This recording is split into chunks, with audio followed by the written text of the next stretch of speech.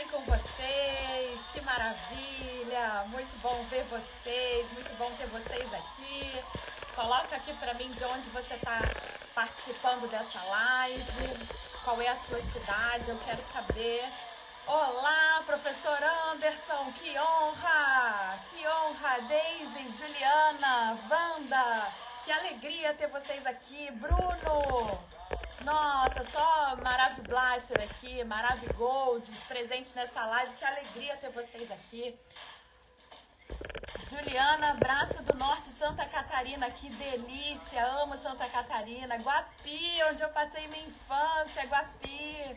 Ricardo Teixeira, você conseguiu estar aqui? Ai, fiquei até emocionada, faltou palavra. Fernanda Santos, gente, socorro. Belém do Pará, Ricardo, você é de Belém, eu fui juiz em Belém, que maravilha. Olá, professor Anderson.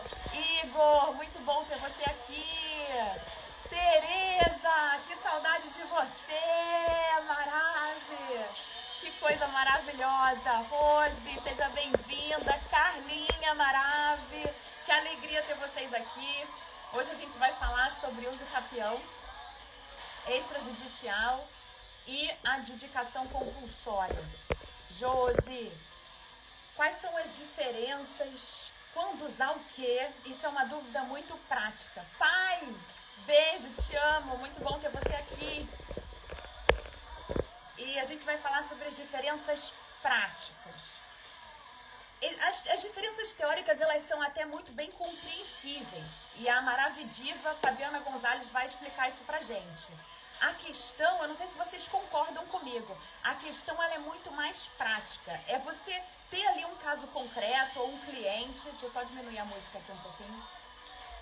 É ter um caso concreto, um cliente que você precisa resolver e você tem lá a análise dos documentos necessários, a situação jurídica e você não saber muito bem como manejar cada instituto.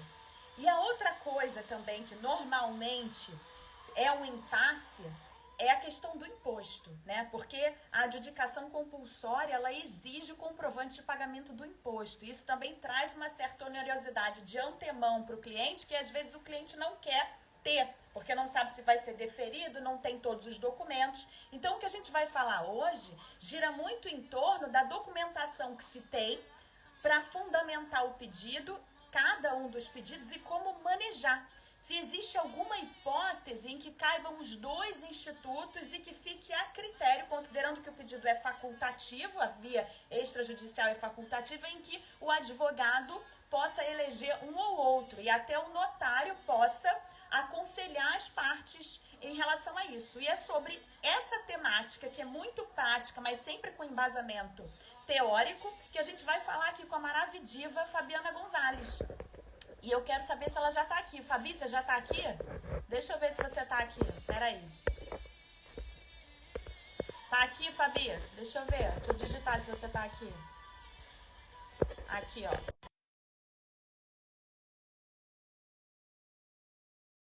Fabi, você tá aí? Te convidei. Vamos ver aqui. Aceitar. Olá, olá, olá. Olá! Tudo bem, Fabiana? Que prazer ter você Bom, aqui. Que honra. É uma alegria poder te receber para o nosso Maravi Talks sobre matérias do extrajudicial, sejam notariais, sejam registrais, atendendo a pedidos tanto de concurseiros quanto de advogadas do extrajudicial, porque, na verdade, é uma matéria muito prática, né? A gente tem sempre um embasamento teórico, técnico, mas as questões, elas sempre giram em torno de casos concretos. E eu costumo dizer que o extrajudicial tem essa peculiaridade, que é exatamente girar em torno de respostas rápidas, de altas indagações, que muitas vezes a gente não tem muitas ferramentas para embasar. E daí a nossa aptidão técnica, a nossa capacidade de criar dentro de uma margem de legalidade para resolver o problema do cliente. E são problemas do cliente que surgem também em provas de concurso, que são cada vez mais práticas essas provas, porque a verdade é que o examinador Ele não quer apenas saber se você tem o conhecimento da lei, mas ele quer saber se você tem condições de manejar o conhecimento que você tem, seja para gerir uma serventia, seja para resolver o problema do cliente. Por quê? Porque o apelo econômico da atividade notarial é muito maior do que da atividade judicial, da atividade judicante. Porque na atividade judicante o problema já aconteceu. Na notarial e registral, o que a gente quer é evitar que esse problema aconteça. Isso exige muito mais do operador do direito, uma responsabilidade absurda, e a gente tem que saber manejar esses institutos. Então, quando a gente conversou, né, sobre esse momento aqui, eu te agradeço assim, muitíssimo por você estar aqui, surgiu essa questão, né, da adjudicação e da usucapião, que são institutos que denotam inovação no nosso ordenamento jurídico, foram objeto de desjudicialização, que é um movimento muito forte no ordenamento jurídico brasileiro, mas que ainda traz muitas dúvidas, porque há situações em que na hora de coletar a documentação para saber, não, vai dar para fazer a adjudicação, cheguei, não dá. Ou então, vai ter muito custo e a gente, não, como não tem a documentação completa, não sabe se o juiz vai deferir ou não, vamos mandar para o extrajudicial, mas e aí como é que faz?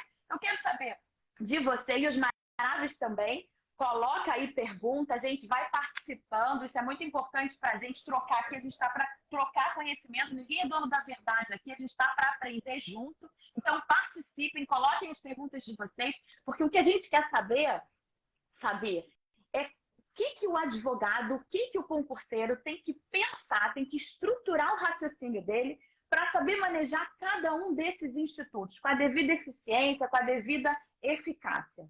Seja bem-vindo, Ana Fabi! Bom, primeiro de tudo, eu quero agradecer, Vanessa, a oportunidade de estar aqui conversando sobre esse assunto de tanta relevância. É um assunto novo no nosso ordenamento jurídico. Ambos os assuntos, eles são novos na modalidade em que eles são tratados. Porque nem a usucapião é novidade no ordenamento jurídico do mundo e nem a adjudicação compulsória. A adjudicação compulsória, a primeira vez que ela foi regulamentada foi lá no Decreto 58 de 37. Mas estar aqui debatendo esse assunto, falando sobre o assunto, nos enriquece. E eu agradeço muito a oportunidade de estar aqui. Agradeço o seu convite. Bom, eu preparei aqui um roteirinho para a gente fazer exatamente isso que você falou, da gente fazer uma estruturação do raciocínio. Quais são os elementos que eu preciso para identificar uma situação ou outra? Mas antes da gente continuar aqui falando, eu quero deixar um beijo para os meus queridos alunos, clientes, seguidores aí que entraram, deixar aí um abraço especial para o meu amigo Arthur e para o Diego. Bom, eu acho que são 3 perguntas, Vanessa, que vão assim... São 3 perguntas-chave para a gente fazer essa identificação. Primeiro, o que é cada um? O que é a usucapião e o que é a adjudicação? 1. 2. Quando eu uso uma e quando eu uso outra? Qual é? O que vai diferenciar? E 3. Quais são os procedimentos adotados para cada uma? Muito embora a gente tenha aí a usucapião extrajudicial já há 7 anos aqui no nosso ordenamento jurídico, regulamentada na Lei 6.015 há 7 anos, a gente tem a adjudicação compulsória extrajudicial com 7 meses. É um bebê! Não tem nem um aninho ainda a adjudicação compulsória extrajudicial. E olha que interessante. A usucapião, ela surgiu antes de Cristo. A gente tem retratos de usucapião desde lá 415 antes de Cristo. A usucapião, uso mais capião. Uso capião vem do uso. A palavra capião vem de alguma forma, um conceito assim para a gente trazer para o nosso português, seria tomar algo. Sabe por que surgiu a possibilidade de uso capião? Foi uma forma de os soldados romanos anexarem propriedades aos lugares que eles ocupavam. Então, quando eles usavam algo por mais tempo, usavam por um tempo, sem uma contestação, pelo uso daquele imóvel, pelo passar do tempo, eles adquiriam direito à propriedade do imóvel. Olha que coisa bacana! A gente tem uma relação de posse, que é um dos direitos de propriedade, que tem força de se tornar o direito de propriedade. Eu gosto de fazer eu trabalho muito com analogias, demais. E eu gosto de fazer uma analogia, Vanessa. A propriedade, pensa num gatinho, a posse. Pensa num gatinho, sabe aquele gatinho do Shrek? Coloca aí quem tá aqui com a gente. Conhece aquele gatinho do Shrek, o gato de botas? Que ele ergue aquele olhão, fez aquela carinha de inocente, mas ele é terrível? Pensa assim, a posse é esse gatinho. E a propriedade, ela é um leão, porque ela vai ali acumular vários dos direitos. E esse gatinho tem potencial para se tornar esse leão. E a relação que se estabelece é com o imóvel. É uma relação de direito real. Você não tem uma relação com aquele proprietário da matrícula. Diferente da adjudicação compulsória. A adjudicação compulsória, ela decorre de uma relação contratual que se estabeleceu entre o proprietário e aquele que pretende adquirir a propriedade. Olha só, então quando a gente vai mergulhando, a gente já vai entendendo que tem muita questão prática que que vai fazendo com que a gente perceba a diferença. Então, o que é a uso capião? Ela é uma forma originária de aquisição da propriedade pelo uso. Como é esse uso? Ah, é qualquer uso? Não. É o uso com ânimos de dono. Isso vai impactar, a gente entende isso, vai impactar o quê? Na documentação que você vai instruir. A gente vai falar sobre o procedimento. Mas você sabe, ter essa diferenciação que o ânimos, como se usa aquilo, vai impactar? Vai impactar. A gente precisa também que essa posse seja mansa e pacífica, sem contestação. E a adjudicação? O que é a adjudicação? A adjudicação, ela é uma forma de proteger o adquirente que, por meio de um compromisso de compra e venda, adquire a propriedade daquele imóvel. Quer dizer, ele não adquire, né? Vamos esclarecer aqui. Ele se compromete a adquirir a propriedade daquele imóvel após o pagamento daquele preço estabelecido pelo proprietário. Mas e aí? Existiam situações lá na década de 30 em que o proprietário recebia completamente os valores e na hora de outorgar a escritura, transmitir a propriedade imobiliária, ele se recusava. Bom, então, o legislador, atento a isso, desde lá de 37, ele regulamentou essa possibilidade de adjudicar compulsoriamente. Na época, a sentença do juiz, ela tinha qual caráter? Ela tinha o caráter de conferir àquela transação a outorga da escritura. A sentença supriria a manifestação de vontade daquele vendedor. Bom, as coisas evoluíram. A necessidade de que se tivesse esse instrumento de forma extrajudicial, ela começou a crescer e resultou na 14.382. Então, assim, a adjudicação, ela é novíssima, 7 meses. E quais são os requisitos? Então, a adjudicação vai ocorrer em qual situação? Quando há um contrato, ou quando há a cessão desse contrato, ou quando há a sucessão desse contrato. Mas aqui a gente obrigatoriamente, aqui é a chave, está fechado nisso. Qual é a condição? Ter um instrumento jurídico de conexão entre aquele proprietário e o adquirente, seja por meio de um... Aí uma discussão, vou colocar ali os pontos polêmicos. Seja por meio de um compromisso, na redação da lei está promessa, por meio de uma promessa, por meio de uma cessão ou por causa sucessória. E olha que legal, Vanessa, enquanto a gente tem na uso capião previsão na 6.015, previsão no Código de Processo Civil, no Código Civil, na Constituição, nós temos o provimento 65 do CNJ que vai regulamentar. Além disso, o seu Código de Normas do Estado também regulamentar. Perceba que a uso capião, ela existe uma regulamentação bastante complexa sobre a uso capião. Enquanto que na adjudicação, ela tem previsão no Código Civil e agora a gente está com previsão no 216B da 6.015.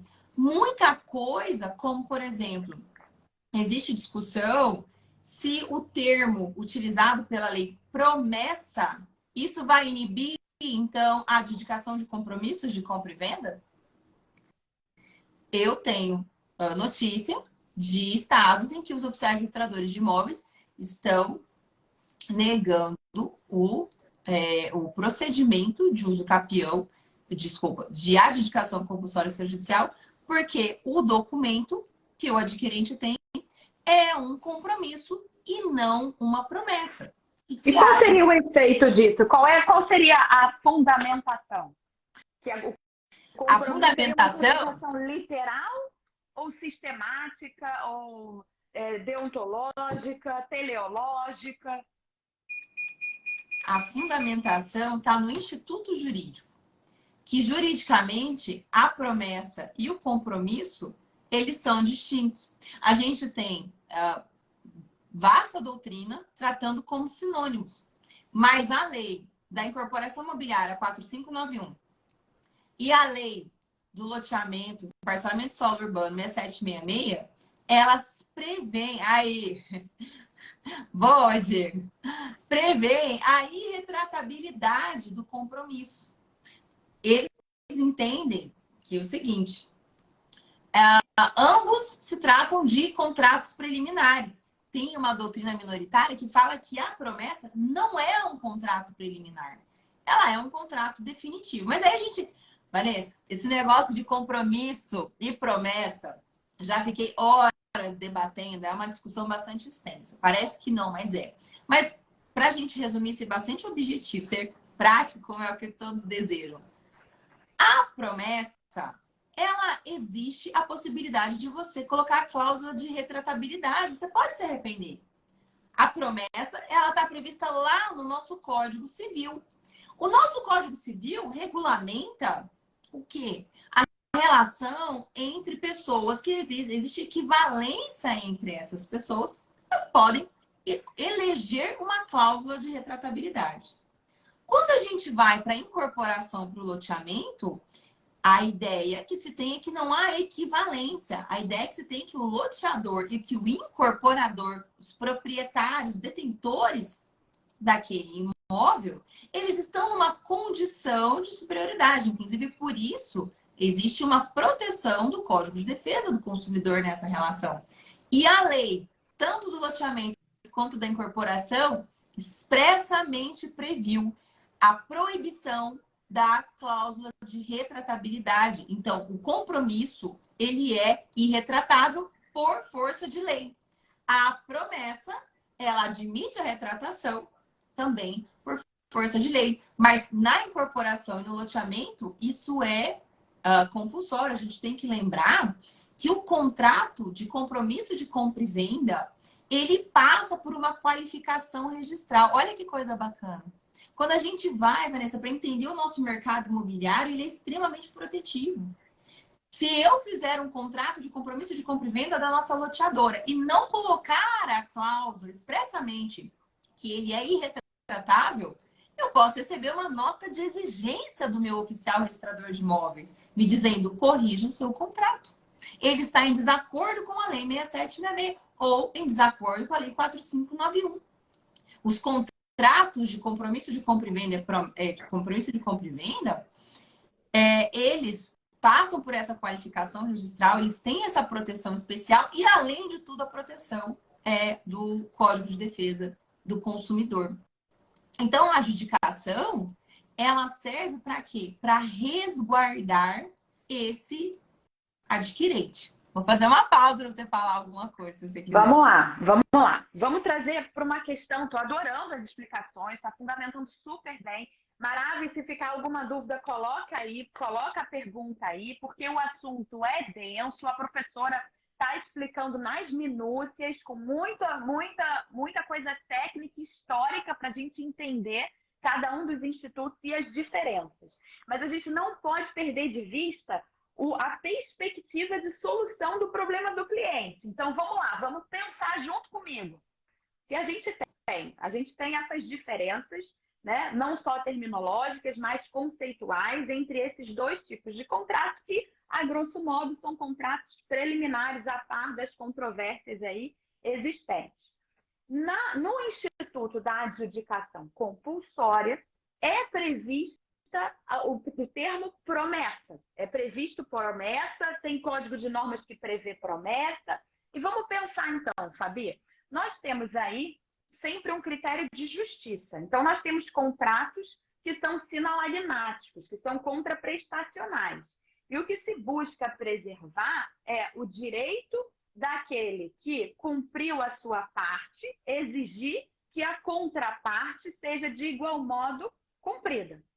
E o que se tem muitas vezes é a impossibilidade desse cumprimento, digamos assim, amigavelmente, sem qualquer intervenção, até mesmo do cartório, nesse procedimento específico, por conta da alteração fática.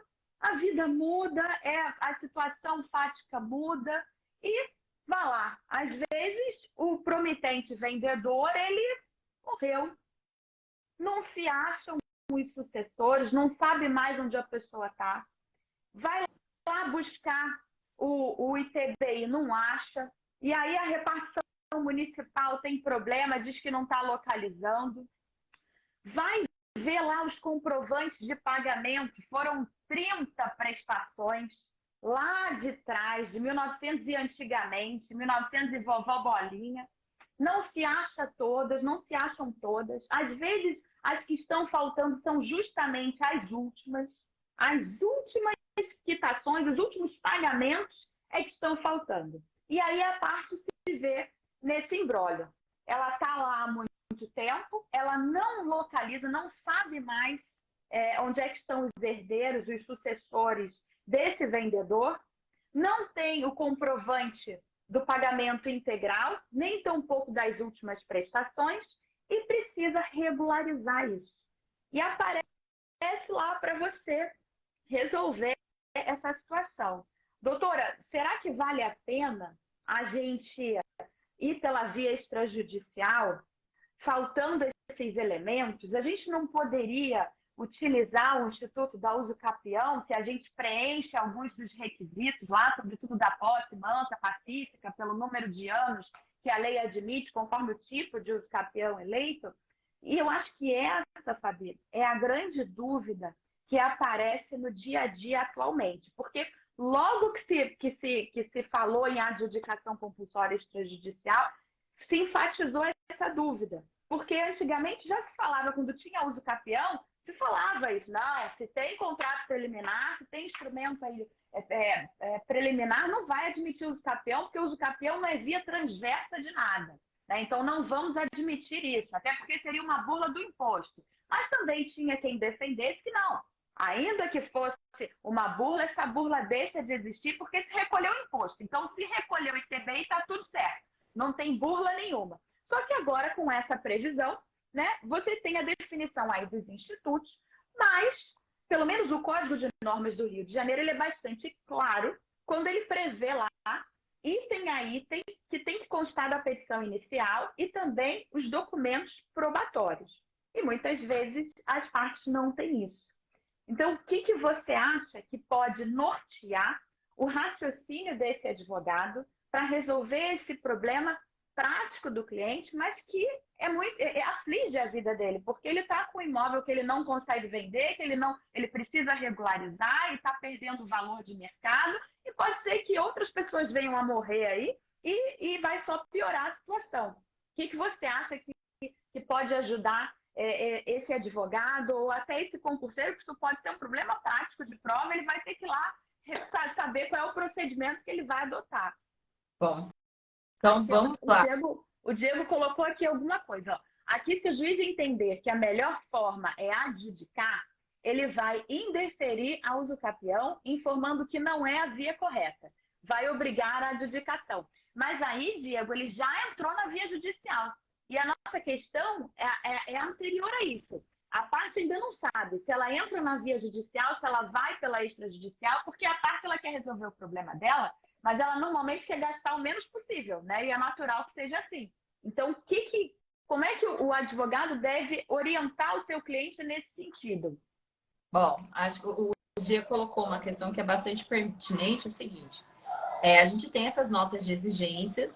Hoje, se configurar a possibilidade da adjudicação compulsória extrajudicial, o oficial registrador de imóveis vai obstar o registro, o procedimento da uso capião, exatamente por essa preocupação muito grande do oficial registrador de imóveis da burla fiscal. Porque a gente tem essa questão que é um dos requisitos da adjudicação, o recolhimento do ITBI.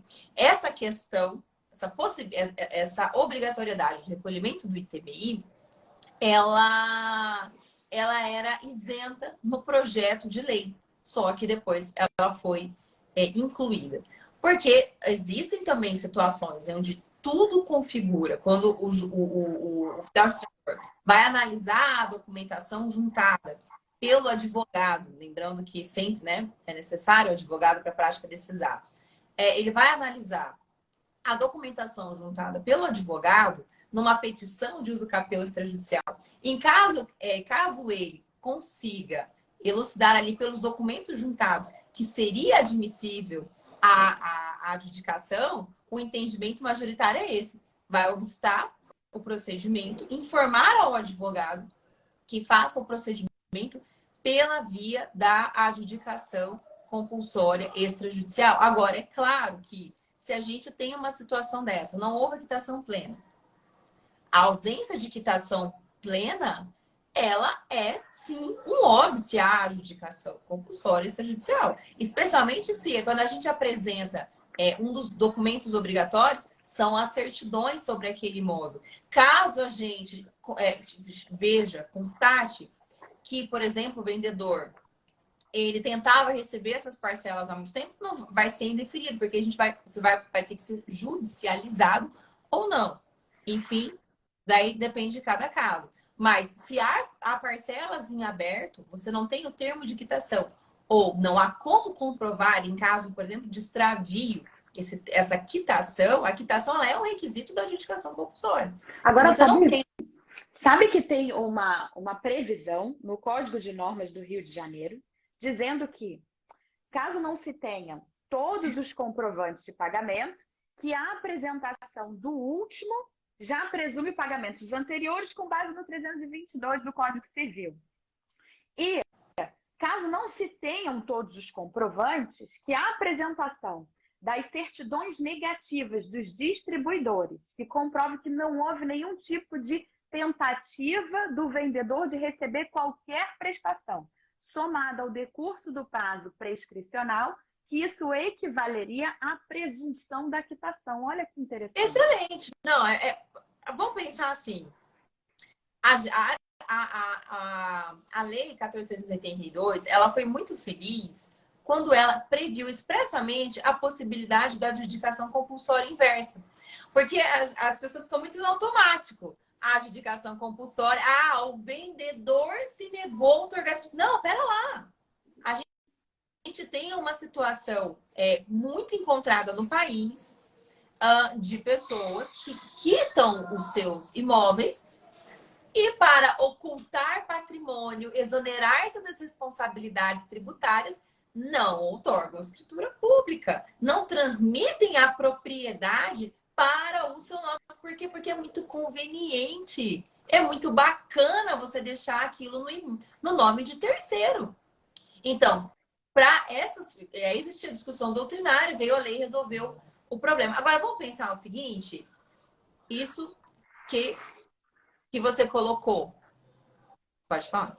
Pode. Não, eu quero só cumprimentar o doutor João Ricardo Menezes, que é notário em Portugal, na cidade do Porto, que está aqui nos prestigiando. Olha, meu coração batendo por você, doutor João Ricardo. Muito obrigada pela sua presença. É uma honra ter você aqui na live com a gente, viu? Muito obrigada mesmo. E depois coloca aqui João, se tem esse instituto, se tem essa previsão no ordenamento português da adjudicação compulsória extrajudicial, Portugal tem uma experiência bastante significativa com a desjudicialização dos procedimentos, né?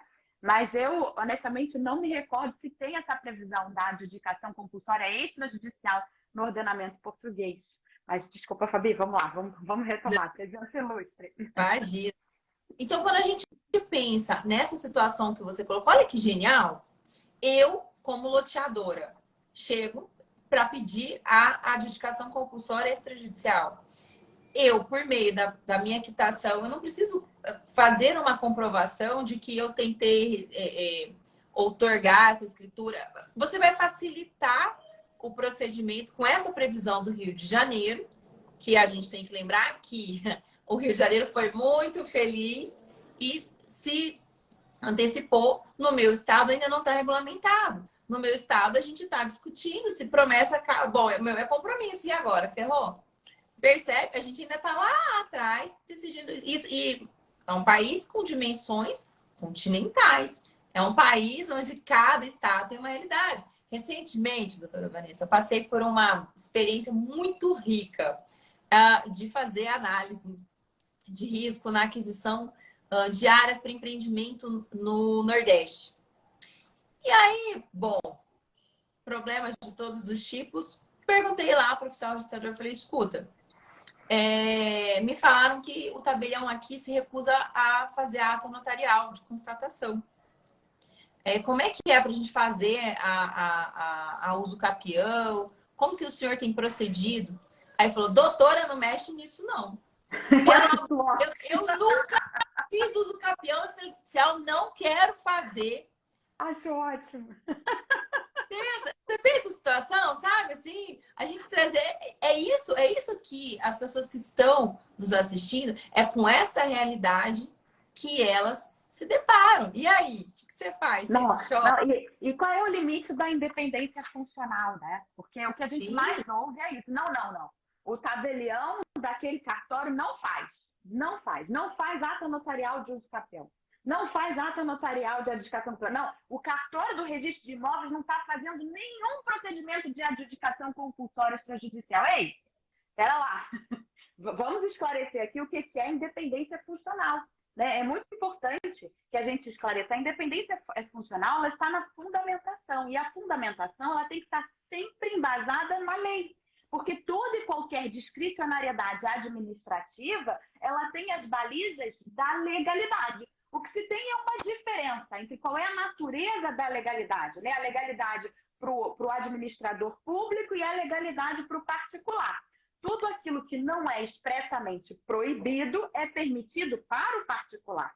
Mas para o administrador público e para toda e qualquer atividade de natureza administrativa, né, e a atividade extrajudicial tem natureza administrativa, só é legal aquilo que tem previsão. E é permitido criar? Sim, é permitido criar. Até no Código de Normas do Rio de Janeiro tem essa previsão de que não se está tão adstrito assim à legalidade. Mas isso dá margem a interpretações e questionamentos, porque existe, sim, o âmbito para uma criação jurídica, prática, que facilite, que resolva o problema do cidadão, das pessoas, mas dentro daquilo que está previsto em lei. Então, se dá para a gente transitar, a gente vai transitar e vai usar a nossa criatividade, mas sempre com fundamento jurídico. Agora, qual é o fundamento jurídico? Não faço, não aceito? Isso não é independência funcional. Isso é abuso. Isso é abuso. E quem sai perdendo é a sociedade. E infelizmente, não dá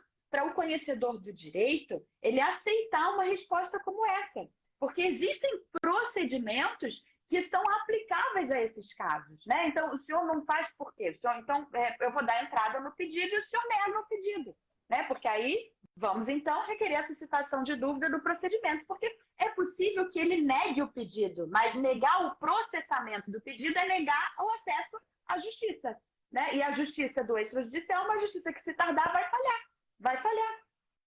Não tem como. E eu acho que, Fabi, o Código de Normas do Rio de Janeiro, ele veio inovar, ele veio resolver problemas práticos da sociedade, tanto no registro de imóveis como em notas, que são as partes que eu mais estudo e eu espero que ele seja referência para os atos normativos da Corregedoria Nacional de Justiça, do Conselho Nacional de Justiça. Pois é, eu tô encantada com o que você me falou, como ele foi feliz em descrever, em pormenorizar. Nossa, assim, até assim, não conheço, vou estudar o que prescreve aí o seu código de normas, porque realmente é bastante rico. Isso traz segurança jurídica, é tudo que a gente quer, né? A gente quer Sim, só ter sim. segurança jurídica. Nós temos também a previsão de anuência presumida, com decurso final desde o prazo de 15 dias. Nós Mas temos... você tá na 6.015 também. Está na 6.015. Tá na Isso era uma 6.015. grande dúvida na uso capião e isso ficou esclarecido. E na adjudicação também nós temos. Nós temos, olha, a impugnação, outra inovação também que traz na 14.382 é a questão da impugnação justificada, né? Isso no também parágrafo 10. Maravilhoso. Isso também. Isso também foi uma inovação da 14.382 para o caso da uso capião extrajudicial. Você tem essa possibilidade. Houve uma celeridade nesse processo. Então, assim, mais um ganho para quem atua no extrajudicial. Arthur! E uma coisa... Que alegria ter você aqui, Arthur! Olha o meu coração batendo por você! Amo de paixão! Que alegria! Só presenças ilustres hoje.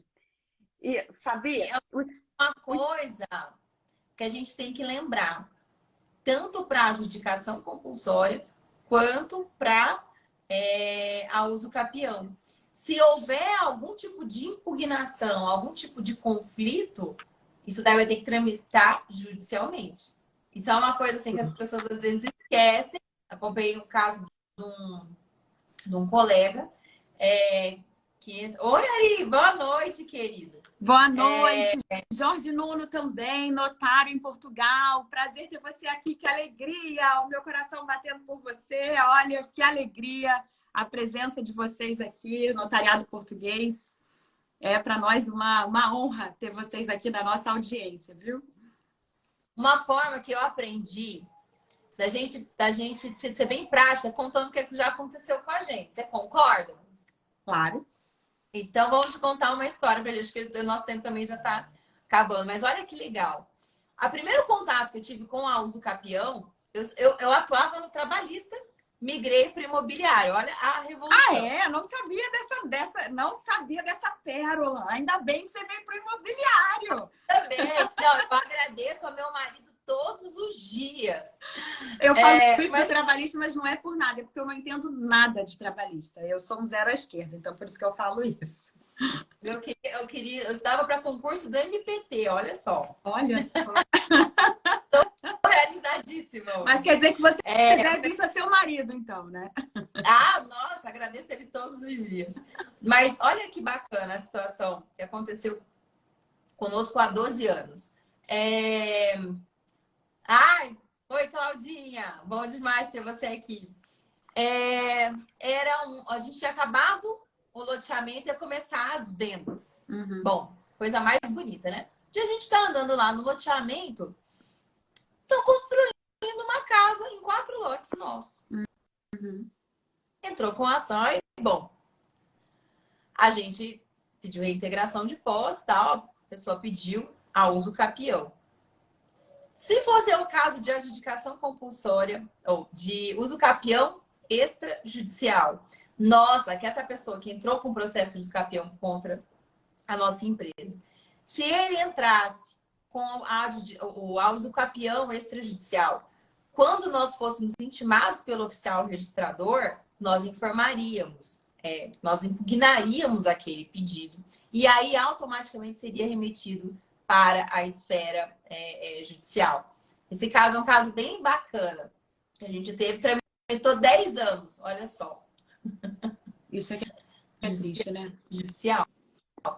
E aí, outra situação, a adjudicação compulsória, extrajudicial, mesma coisa. Foi o caso de um amigo que estava contando para mim.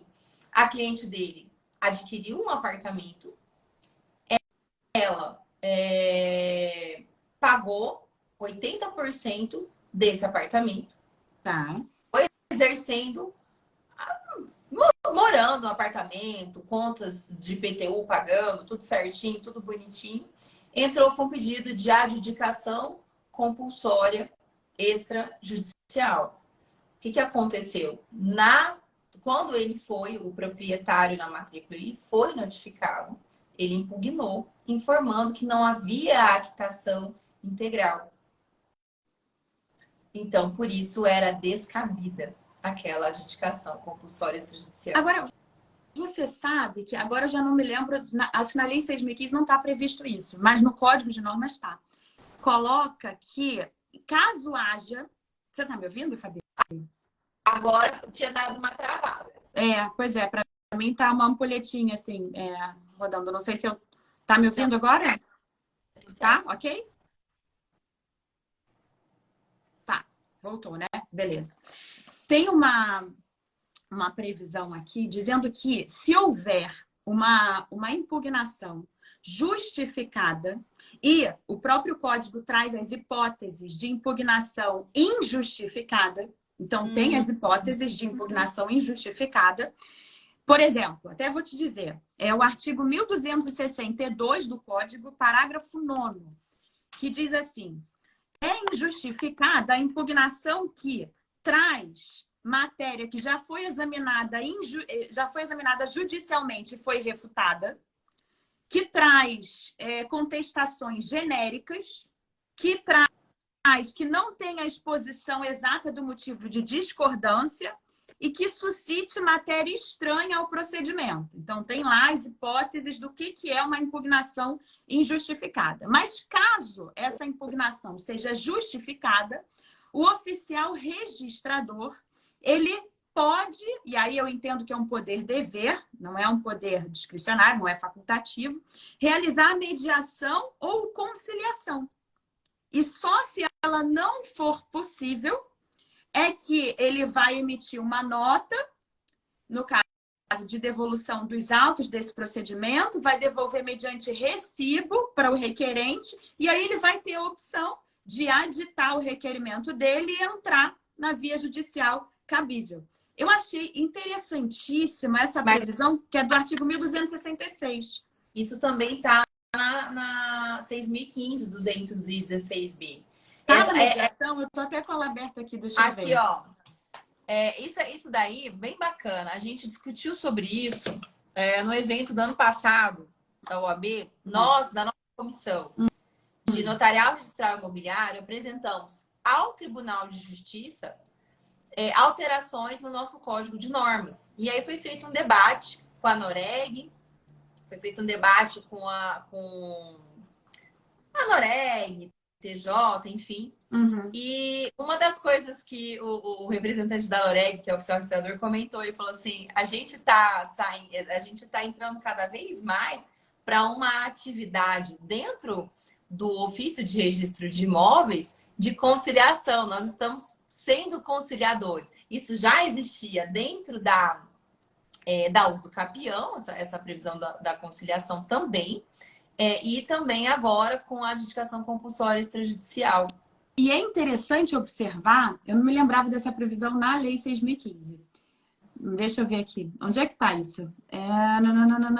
Parágrafo 3º, à vista dos documentos, prova do inadimplemento.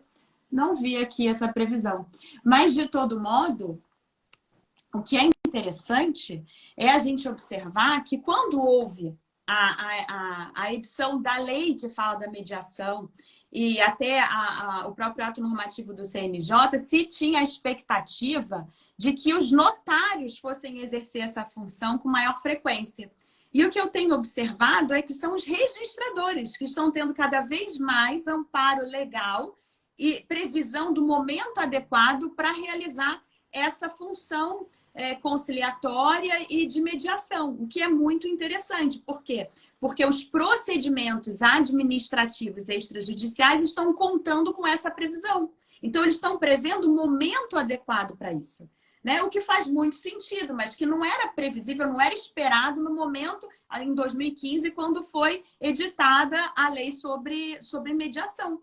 né? Então, olha, isso é muito interessante porque faz parte do escopo da desjudicialização levar maior acesso horizontal, amplo às partes. E nada melhor do que o Instituto da Mediação e da Conciliação para propiciar isso. Então, eu achei assim, muito interessante e até porque passa pelo crivo do registrador ele entender que aquela impugnação é ou não justificada, porque se ele entender que ela for injustificada, ele vai passar por cima dela e vai dar continuidade ao procedimento, mas em sendo justificada, ele mediar e tentar compor. Então, tem ali uma oportunidade das próprias partes se entenderem com o auxílio dele, aí com as diferenças, né, de técnicas entre mediação e conciliação, para que o problema seja resolvido ali. Não faria o menor sentido teleológico, seria uma grande lacuna se não houvesse essa previsão. Porque se o objetivo é retirar ao máximo do judiciário essa parcela de competência e jurisdição, não faria sentido não prever esse tipo de ferramenta para que o registrador possa atuar. Agora, depende muito da consciência, da nossa consciência da classe, em usar essas ferramentas, porque são ferramentas que exigem uma atuação muito mais proativa por parte do oficial registrador, porque ele vai ter que fazer a escutativa, ele vai ter que chamar as partes para conversar, a depender da técnica, se for mediação, ele não pode sugerir uma solução, ele tem que estimular as partes a elas próprias chegarem a uma solução. Então, isso é um refinamento dos procedimentos registrais. É um baita refinamento. A gente vai na mão, deixar só um abraço aqui para o Davi, querido, que está aí. Ah, Davi! Beijo, Davi! A gente tem uma tradição de um notariado latino, um notariado que ouve, que acolhe, que traz a população para perto. Nesse debate que eu estava contando, lá na UAB, esse oficial registrador de imóveis, ele era magistrado. E aí ele fez uma piadinha, um gracejo, brincando. Ele falou assim, corri da magistratura para ficar trancado numa sala. E agora eu tenho essa função de mediação, de conciliação cada vez mais chegando para mim. Aí eu brinquei, falei, doutor, não teve como fugir da magistratura. Ele falou assim, é cada vez mais isso, mas eu achei perfeita a colocação. É um refinamento do nosso oficial registrador. O nosso oficial registrador de imóveis brasileiro, ele começa a se despir dessa ideia do oficial registrador distante e começa a se aproximar, como eu acho muito bonito, o tabelião o latino que chega, que abraça, que acolhe e que aconselha. E quem ganha com isso? Todos nós, né? Agora falaram para mim que o termo desjudicialização é incorreto e deve-se usar, então, a extrajudicialização. Falei, bom, vamos nos adequar aos novos... Olha só que interessante. Mas é, de fato, a extrajudicialização. Eu gosto sempre de citar o exemplo do processo da princesa Isabel, que foi julgado, eu acho que há uns 2 ou 3 anos no STJ, após 125 anos. Aí eu falo assim, a princesa Isabel, que a princesa Isabel demorou 125 anos para ter um processo julgado, quem dirá nós na fila do pão, né? Então, esse processo de extrajudicialização, ele vem atender um anseio social e de levar, né, mesmo a tutela aos interessados, aos que necessitam. O Código de Normas do Rio de Janeiro, que eu quero estudar mais, eu fiquei encantada com as observações que você me fez. Eu já era fã quando foi um dos primeiros a regulamentar a possibilidade de inventário com incapazes, extrajudicial. Gente, isso assim, eu tive um caso dramático de uma família que o marido faleceu, deixou muitos bens imóveis, 4 filhos, e a família passando por necessidade, porque um dos filhos era incapaz, maior de idade, porém incapaz. E a família não tinha condições de dar o adequado tratamento de saúde que aquele incapaz necessitava, tendo uma imensa quantidade de imóveis. Processo tramitando há 12 anos judicial, porque tudo tinha que ter oitiva do MP, manifestação do MP. Vamos lá? A quem serve isso? Ah, bom, nós estamos defendendo o endereço do incapaz. Qual é o interesse do incapaz? Não é de ser bem assistido, de ser bem tutelado, não é da família. Imediatidade, né? Claro. Não é? Aí, bom, enfim, quando eu entrei no processo, falei, isso daí tem caráter falimentar, enfim, a coisa andou. Mas é uma coisa que eu batia muito, assim, bom, se tem a manifestação do Ministério Público, por que não a gente fazer isso extrajudicial? E aí o estado, acho que do Acre, de Roraima, Rondônia, previu a possibilidade do inventário com o incapaz e logo em seguida o Rio foi atrás também. Então, o Rio foi o segundo estado que eu tenho notícia que tutelou essa possibilidade. Sim. E outra coisa que é importante também a gente refletir, né? É que o Ministério Público, ele não deve ser afastado ou ficar distante dos procedimentos extrajudiciais, de maneira nenhuma, pelo contrário. Ele deve se aproximar dos procedimentos extrajudiciais para que seja facultado à parte uma maior possibilidade de acesso à justiça. Ela pode escolher se ela vai para a via judicial ou se ela vai para a via extrajudicial, porque ela sabe que o fiscal da lei, o protetor legal dos interesses do incapaz, vai atuar tanto numa via quanto na outra. Então, isso, para a parte, é um pilar até democrático, de um Estado democrático de direito. E a gente tem previsão no direito comparado de vários procedimentos extrajudiciais que contam com a atuação do Ministério Público. Então, porque existe posicionamento até institucional de não atuação do Ministério Público, né? E nos casos de extrajudicial. E, na verdade, eu acho que tem que arrumar no sentido contrário. São procedimentos mais ágeis, mais simplificados, mas tão protetivos quanto. E que deve, sim, o Ministério Público atuar. E até mais. Essa possibilidade nós colocamos. A OAB apresentou à Corregedoria, Tribunal de Justiça, para que fosse incluída essa possibilidade do inventário com incapaz ser processado extrajudicial corretiva ao MP. E o que me entristeceu muito foi isso daí que eu fiquei sabendo, que o MP tem essa postura institucional de não atuar no extrajudicial, muito embora eu acho que é a habilitação em casamento, né? O MP Sim. acaba se manifestando. Mas aí a gente entra numa outra questão, que é uma coisa que eu falo com frequência. Nós não temos, por tradição, o ensino do direito notarial e registral nas universidades. Existem algumas que têm, mas não é a grade curricular obrigatória do MEC. Isso distancia muito os operadores do direito da realidade notarial e registral, o que é lamentável porque tem aquele jargão, né? Você nasce e morre e vai passar pelo cartório em algum momento da sua vida. Ora, o que é o RCPN se não o ofício da cidadania? Sim. Poxa, gente, isso é lindo, né? A pessoa se torna cidadão ali. Sim, então, sim. Como que nós, operadores do direito, somos tão distantes de algo que é tão inerente até à própria cidadania? Não é? É meio misterioso. Para mim, não faz sentido que não se tenha na grade curricular obrigatória do MEC o ensino do notarial e registral. Eu tenho para mim, boa noite, Pedro, boa noite, Nova Iguaçu, Maravis de Nova Iguaçu.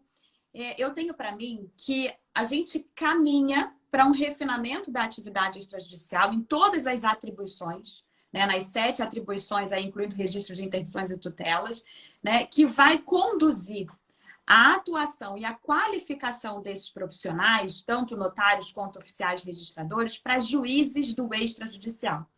Porque cada vez mais nós estamos ganhando atribuições para resolver os problemas das partes que vão além de um cara crachá, vão além de um cara carimbo, né? Inclusive, eu gravei um curso recentemente para os escreventes de registro de imóveis da Escola dos Notários e Registradores do Estado do Rio de Janeiro. E toda a minha preocupação foi tirar esse ranço cultural de usar o jargão. Eu faço assim porque me ensinaram assim, porque foi sempre assim.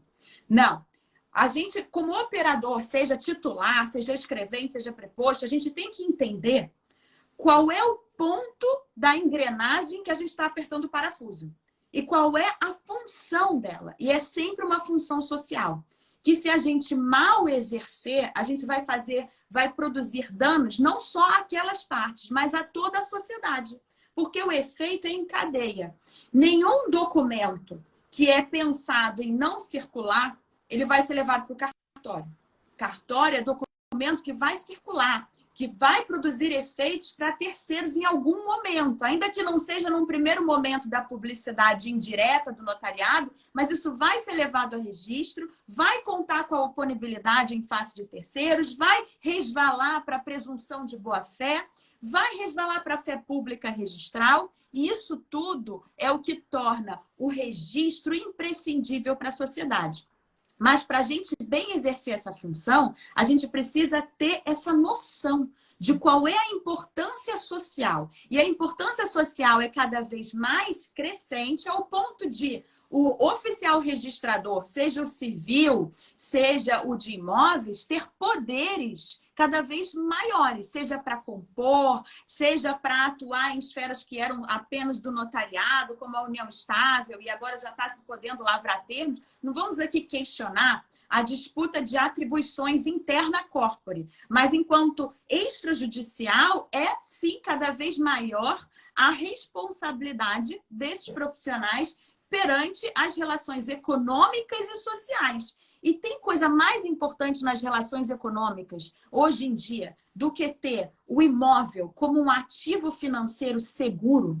Não tem. Você que tem empresa, que lida com loteamento, você sabe disso, né? Não é função do registrador e de todo o arcabouço legislativo primar para que o imóvel circule cada vez mais com agilidade e segurança, a partir das garantias. Perfeito, perfeito. Assim, uma satisfação profunda te ouvir falar, estar aqui com você. Meu coração batendo. Ó. Não, você vai falando assim, eu nem disfarço o sorriso, que é muito bacana. E assim, vou te eleger minha porta-voz, que você falou exatamente o que eu penso. Você falou uma frase muito marcante para mim. O documento que é levado ao cartório é um documento que se almeja ter circulação. Se não quer ter circulação, não leva para o cartório. Isso é uma coisa que a gente tem que ter muito cuidado. Exemplo, essa minha viagem ao Nordeste. Eu manusei um documento que eu desconhecia. Vanessa, você já viu escritura particular? É um bicho de 7 cabeças ou tem mais? Não. Você já tinha visto isso? Não. Olha só. Então, vamos falar aqui, né? Agora vamos falar. Falando sobre a importância. Porque a função notarial registral tem profundo respeito pela atividade. Tenho grandes amigos, circulo, né, no meio. E ela é de relevância. As pessoas têm uma profunda fé nos atos lavrados por um tabelião, por um oficial registrador. Agora, quando você pega um documento desse, né? Imagina, você ficar o seu João das Couves, gente, ele acha que porque está reconhecida a firma, está registrado no cartório, está tudo certo. Você sabe o quanto é duro você olhar nos olhos daquela pessoa e dizer, então, o senhor não está com tudo certo. A pessoa, sabe, já teve situação que a pessoa chorou. Olha só. Claro. Mas confia na instituição. E aí, olha só, Vanessa, aqui que eu peguei. Escritura particular de cessão de posse. Meu Deus do céu. E aí, assim, eu falando, gente, não existe escritura particular. Aí alguém virou e falou assim, não, mas um advogado falou para mim que escritura é igual um contrato. Eu falei, meu Deus, mas esse advogado não sabia o que estava falando, não. Vamos lá. O que é um contrato? Manifestação de vontade das partes. É um instrumento de manifestação da vontade das partes, onde há obrigações recíprocas. Ótimo. Você firmou, manifestou sua vontade. Algum dia você viu uma escritura pública dizendo assim, eu, tabelião Joãozinho, quis... Não, ele não participa do ato. Ele narra. É narrativa, é uma narração. O tabelião de notas, ele é um terceiro não interessado, investido de fé pública. E ele vai, para lavrar aquele ato passa por uma qualificação notarial. Não tem Exatamente. nada a ver com o contrato, pelo amor de Deus. Mas aí, assim, sabe às vezes aquela sensação do Don Quixote lutando contra os moinhos de vento, sabe? Assim, parece que você que é a louca, que contrato não é a mesma coisa que tudo. Mas nesse caso, assim, esse é um documento que me chamou muito a atenção. O que eles fazem? É a escritura particular com firma reconhecida. Bom, aí a gente vai naquilo que a gente já falou, né? Da limitação. Por força de lei, o oficial registrador de imóveis, o tabelião, quando ele reconhece uma firma, ele não está atestando o teor daquele documento, e sim só afirmando que aquele signatário é ele mesmo, ok? Mas, bom, você tem uma firma reconhecida, nós sabemos disso, mas existem, você veio da magistratura, quantos colegas seus não querem nem saber da diferença de registro e de matrícula e escritura pública? Sim, matrícula, registro e escritura. Isso dá uma confusão danada. Eu tenho vários amigos magistrados que falam, Fabi do céu, quando chega uma suscitação de dúvida, eu só quero falar com você. Você quer? Não quero, porque realmente. Aí a gente tem outro problema, a magistratura... Oi, boa noite, Dani! Dani! Maravidiva! Outra Maravidiva que tem que vir para cá, Maravi. Vamos combinar um dia para você vir aqui, no nosso Maravi Talks. Boa noite, Cláudia. Entro com firma reconhecida, arquivado no RTD. Como você explica para o seu João das Couves que aquele arquivo no RTD não é um arquivo no RI? Que aquilo no... Olha só. E aí lá eu conversei com o oficial registrador. Ele falou, no meu cartório, não tem escritura. Ele não reconhece, ele acumula a serventia. Tabelionato, RI e RTD. Tá. Ele não reconhece firma de escritura particular. E eu quase dei um beijo nele. Por quê?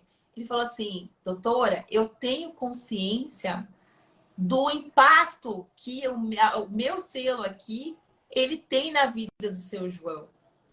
Eu sei disso, existe uma função social na minha negativa. E eu quase dei um abraço nele. Perfeito o raciocínio dele. Oi, tudo bom, Eduardo? Aí, então você tem um documento que, assim, aos olhos de um leigo, não está perfeito. Existe reconhecimento de firma e existe existe um registro com carimbo lá do cartório. Não dá para piorar. Tudo ali acumulado, registro de imóveis, RCPN, RTD, tudo. Como que ele vai saber a diferença? Existe uma função social nisso. Existe um impacto social negativo. Então, assim, depois dessa experiência, eu achei, assim, de verdade, sabe, Vanessa? Negligente e irresponsável. Na verdade, a gente precisa de outra live para falar disso, né? Porque tem uma questão aí muito interessante da gente refletir, mas não é para hoje, aí Maravis fica para um outro Maravitalk, que é o seguinte: o reconhecimento de firma e a autenticação de documento são funções típicas do notariado latino? Isso é uma indagação que a gente tem que fazer. Porque, veja lá, se são funções, se são atos restritos, ou seja, que não comportam qualificação notarial, será que eles deveriam? Porque o reconhecimento de firma, por exemplo, o notário, ele não é um perito grafotécnico. Tanto é que há ordenamentos jurídicos que prevêem que advogados, e Portugal é um deles, que prevêem que advogados façam os instrumentos particulares autenticados. Então, a Nova Zelândia tem. Eu já autentiquei documentos para Nova Zelândia. Nova Zelândia também, olha só. Por que isso? Isso não é um bicho de 7 cabeças, nem aquele bicho que não tem pé e nem tem cabeça. Não, é porque não é uma função típica do notariado latino. O notário, segundo o notariado latino, é aquele assessor imparcial das partes, que é esse terceiro não interessado no resultado do ato, mas na forma como ele é praticado, para garantir que ele está sendo praticado para produzir os efeitos efetivamente desejados pelas partes. Porque é muito comum as partes de chegarem para o notário e dizerem que elas querem praticar um ato, dão um nome errado para o ato, e quando elas explicam o ato, a gente entende, não, pera lá, não é isso, não é bem isso, não. Não é bem isso que você quer, não. E aí a gente vai e qualifica. Isso é a qualificação notarial, né? Analisar quais os instrumentos que a lei prevê que vão garantir aquela produção regular de resultados segundo a vontade livremente manifestada por ambas as partes. Então, até que ponto, e aí eu não estou falando aqui, eu estou esquecendo completamente o interesse econômico da atividade, estou parando para pensar na origem, na matriz da atividade, na função típica notarial. E aí, o reconhecimento de firma e a autenticação de documento, fica difícil de você defender isso como uma função típica se ela não tem qualificação. E aí causa essa grande confusão nas partes. E por outro lado, a gente também tem que fazer uma meia-culpa, e a gente está aqui para construir essa nova mentalidade da sociedade, de que com o direito extrajudicial, nem sempre dá para economizar. Porque quando você vai explicar para a parte o que é o registro de um documento, de um instrumento, quais são os efeitos que ele produz e o que é uma autenticação de documento e um reconhecimento de firma, a parte vai dizer, não estou a fim de gastar isso tudo, não. Reconhece aqui a firma que tá bom. Então, quer dizer, a parte que pensa dessa maneira, ela está concorrendo para os danos que ela pode vir a sofrer. E isso não é só um ato de não conhecimento, é um ato de negligência consigo mesmo. E depois ela vai querer, com a mesma dose de irresponsabilidade, querer culpar o cartório, né? E daí vem aquele ditado, aquele que tem culpa no cartório, né? Então, aquele que tem culpa no cartório é aquele que muitas vezes, na hora de decidir sobre o ato a ser praticado, ele não está pensando nos efeitos legítimos desse ato, mas ele está querendo dar uma aparência de legalidade a um menor custo para o ato que ele está praticando. E isso então, também é uma cultura que a gente precisa mudar. Aí a gente vai usar, a gente vai permitir, porque nesse caso era exatamente isso. Um advogado que redige um documento, que ele nomeia escritura particular, reconhece firma e registra no RTD, para dar uma aparência de legalidade, para dar um impacto, para deixar de chique o negócio. Será que também na qualificação, será que a gente também isso não estaria dentro dos poderes da qualificação, uma das necessidades da gente qualificar? Acho que tem corrente que diz isso, né? Tem corrente que diz isso. Tem corrente doutrinária que defende isso. Na prática, isso vai, né? Assim, falando assim, trazendo mesmo fora da teoria, né? Eu acho que, enfim, tem muita coisa boa pra gente falar, né? Agora, resumão da ópera. Resumão da ópera. Um caso prático, você acha que estrategicamente, tá? Nessa hipótese que a gente trabalhou aqui, que seria em tese de adjudicação compulsória extrajudicial, mas não tem toda a documentação ali. E vamos contar que é num lugar que não é o estado do Rio de Janeiro, tem essa previsão. Cidade maravilhosa do extrajudicial, vamos dizer assim, né? Que não tem essa previsão lá das certidões com decurso do prazo prescricional para presumir a quitação desse contrato preliminar, tá? Seria possível, estrategicamente, como advogada, aí a visão da advogada, tentar uma uso capião extrajudicial e, caso ela seja negada com o fundamento de que estão presentes os requisitos da adjudicação, usar isso como prova pré-constituída para levar isso para a adjudicação, porque a gente está pensando aqui numa atribuição territorial, uma competência territorial do registrador. Então, o registrador que recebeu aquele pedido de uso capião extrajudicial vai ser o mesmo registrador que vai receber o pedido da adjudicação compulsória extrajudicial, né? Então, se ele refuta o pedido de uso capião, que aí a parte nem precisou recolher o imposto de transmissão. Ele refuta sob esse argumento, ele, em tese, não vai ter como se negar a uma adjudicação compulsória por falta de requisitos, na medida em que ele diz que estão previstos os requisitos da adjudicação.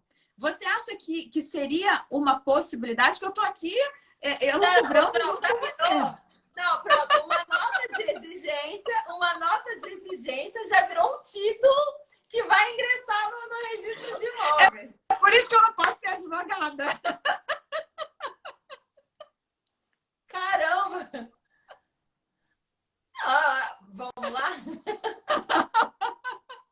Maravis, viajei muito. Fala aqui, coloca aqui pra gente. Viajei muito, pode falar.